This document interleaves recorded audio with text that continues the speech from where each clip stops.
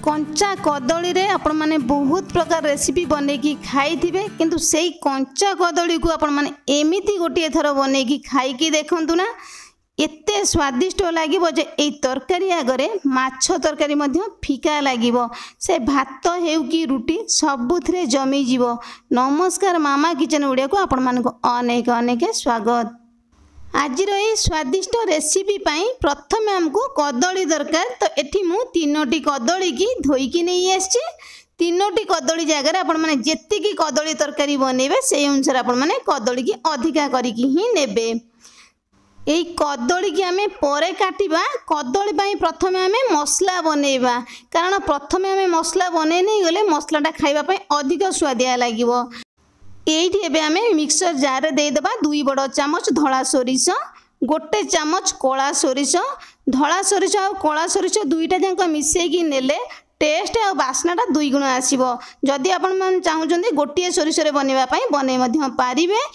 एबे आमे दे देबा गोटे चामच जीरा, 4टी सुखिला लंका, जेतिके आपण माने राग खाइबे से हिसाब रे आपण माने लंका को देखिकी ही देबे।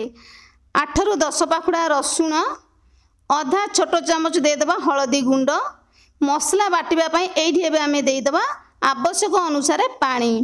एबे आमे मसला को चिकन करिकी बाटिकी नहीं आसीबा।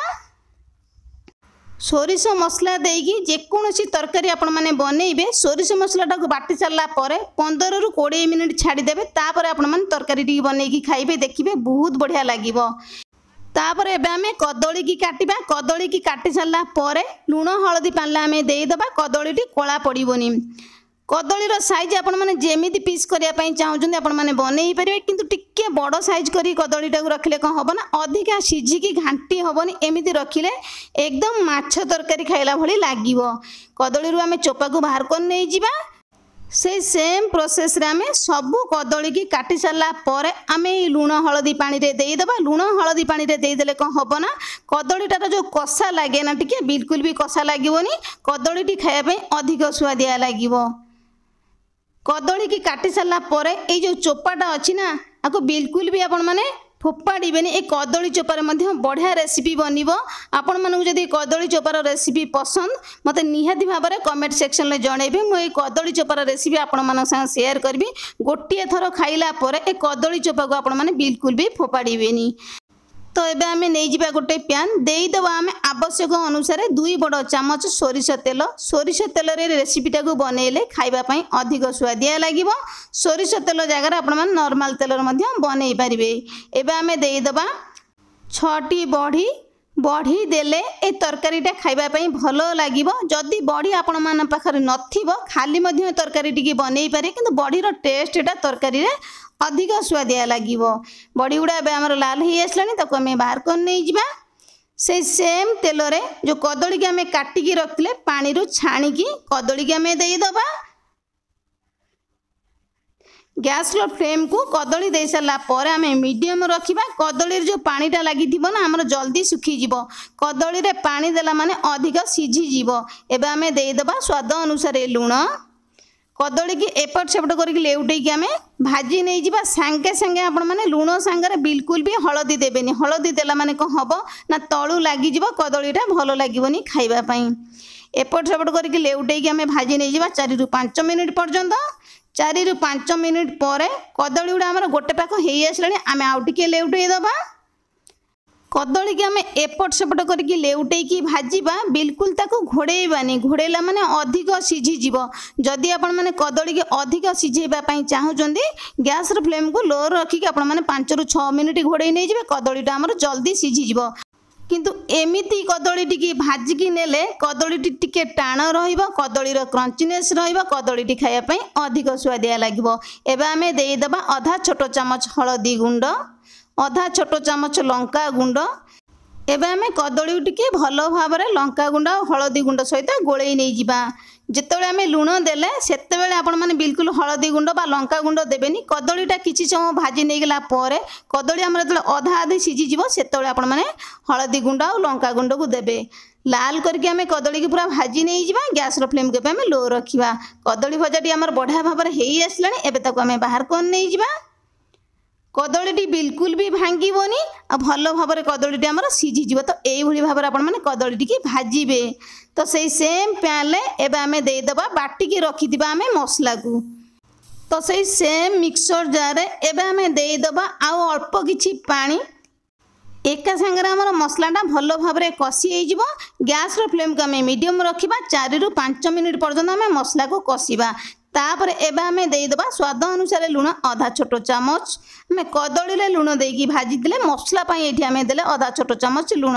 हलदी गुंड आम देइथिले लंका आम बाटी जदि आपण माने हलदी गुंड देकी बाटी नाहांती एठी आपण माने हलदी गुंड को देदेबे। मसला को 5 मिनिट कषि नहीं गला परे एबे आम देदेबा गोटे बड़ चामच तेंतुली रस। तेंतुली जदि आपण मान पाखर नथिबो आपण माने आंबुल देई परिबे, किंतु जदि तेंतुली थिबो निहाती भाव में एभला भाव में चकटिकी ता रसटा को आपण माने देबे। तार टेस्टटा बहुत बढ़िया ही आसीबो। तेंतुली रस देई देला परे आउ टिके आमे मसला सहित मिसेकी 2 ରୁ 3 मिनिट कषि नहीं जिबा। गैस रो फ्लेम को एबे आमे लो ही रखिबा। एबे हमर मसलाटी हल्का से फुटी आसले केते सुंदर देखा आपण मन तो देखि पारछन ना। आउ अल्प पानी देकी मु हल्का कषि नैथिले मसलाटा को मैं जेते भल भाव में कषिबा तार फ्लेवरटा सेतिकी ही आसीबो। एबे आमे देई दबा कदली भजा को। ताकू आमे मसला सहित भल भाव में आउ टिके कषि नहीं जिबा। मसला मसलीर फ्लेवरटा कदली भितरे रहिबो। तो सेथिपाई आमे ताकू 3 ରୁ 4 मिनिट पर्यंत भल भाव में मसला सहित आमे मिसेकी कषि नहीं जिबा। 3 ରୁ 4 मिनिट पर मसलाटी एठी हमर भल भाव में कदली सहित कषि आसले। एबे आमे देई दबा आवश्यक अनुसार पानी। पानी एठी गरम पानी ही देबे। ठंडा पानी देले कौन हम ना तरकारीटा पांचा कि फिका लगे। जेतिकी आपण माने तरकारी रे ग्रेवी रखिया पई चाहूछन आपण माने देबे। ए तरकारीटा अधिक झोल रहिले भल लागिवोनी। आमे जुगजुग टाइप रो बनेबा बा ग्रेवी टाइप रो बनेबा। एबे आमे कौन करिबा ना गैस रो फ्लेम को आमे मीडियम रखिबा। तरकारीटे को छाड़िबा आमे फुटीबा पई। तरकारीटी एठी हमर हल्का से फुटी आसलानी। एबे कौन करिबा ना लेउटेकी टिके कदली सहित गोळेई नै जिबा। केते सुंदर देखा जाउची आपण मान देखि पारछन ना। हल्का टिके झोल देखा जाउची किंतु ये भल भाव रे फुटी गला परे कदली सहित लागि खेले हमर हल्का मसला रहबो जहा कि खाया पई बहुत बढ़िया लागिवो। एमितिरे भी तरकारीटा को आमे खाई परिबा। खाइबा पई भलो लागिवो किंतु तरकारी रो 2 गुण टेस्ट आसीबा पई एबा आमे देई देबा गोटे जबरदस्त छुंको। छुंको पई हमकु दरकार गोटे बड़ चामच सोरिष तेल। तेल टिके भल भाव में गरम हो गला परे एबे आमे देई देबा गोटे बड़ चामच 5 फुटण। तापर एबे आमे देई देबा 8-10 पाखुड़ा रसुण छेचा। हल्का टिके ताको एपट सेपट करके लेउटेई नै जिबा। तापर एबे आमे देई देबा अल्प किछि भृषंग पत्र, 2टी सुखिला लंका। गैस रो फ्लेम को आमे लो ही रखिबा। रसुण को आमे लाल करिकी भाजीबा। छुंकोटी हमर भल बनिबो। तेणु करी गैस रो फ्लेम को लो रखिकी बनेले छुंकोटी हमर भल बनिबो। एबे हमर छुंकोटा हेई गलानी। तरकारी के आमे देई दबा। तरकारी दे सरला परे सांगे सांगे आमे गैस रो फ्लेम को ऑफ कर दबा। पूर्व जो बड़ी आमे भाजीकी रखले एइठी एबे देई दबा। एबे आमे कौन करिबा ना घोड़ेई नहीं जिबा 5 मिनिट पर्यंत। छुंकोटा हमर तरकारी रे रहिबो खाइबा पई बहुत बढ़िया ही लागिवो। 5 मिनिट परे कवर को आमे बाहर कोन नहीं जिबा। ए तरकारी रो कलरटा आपण माने देखि पारुछन ना केते सुंदर देखा जाउची। आउ टिके फ्लेवर पई एबे आमे देई दबा अल्प किछि कटा धनिया पत्र। जदि आपण माने पाखरे थिबो धनिया पत्र आपण माने निहाती भाव में देबे। तार बास्ना और फ्लेवरटा बढ़िया ही आसीबो ए तरकारी रे। तो एबे आमे कौन करिबा ना तरकारीटा को टिके गोळेई नै जिबा। मु जेमिति कहितिली तरकारीटी बिल्कुल ठीक सेमिति ही हेइची। सतरे कंचा कदली रे भी एते स्वादिष्ट तरकारीटी आपण माने केबे विश्वास करि परिबेनी। गोटिए थर बनेकी खाइकी देखंतु ना स्वाद एमिति जे माछ तरकारी मध्य खाइबा भूली जिबे। एबे आमे देई दबा आधा छोट चामच भजा लंका जीरा गुंड। आउ टिके आमे भल भाव में गोळेई नै जिबा तरकारी सहित।